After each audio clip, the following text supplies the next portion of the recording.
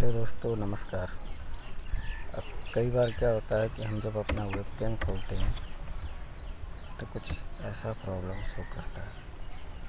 तो इसे फिक्स कैसे करें? या तो सबसे पहले आप इसका ड्राइवर चेक करें, ड्राइविंग मिसिंग नहीं है। अगर ड्राइवर सही सलामत है, अच्छे से है, अपडेटेड है, फिर भी ये प्रॉब्लम आ रहा है तो क्या करें?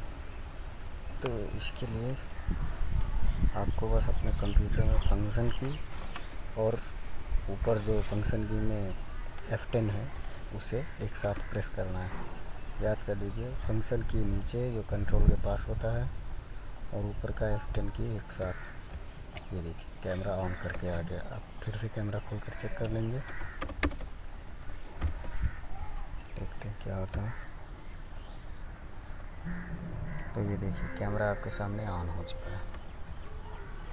सो उम्मीद करता हूँ आपको वीडियो अच्छा लगा होगा। अगर आपके हेल्प काम का था तो प्लीज़ इसे लाइक करें, चैनल को सब्सक्राइब भी ज़रूर कर लें। नमस्कार।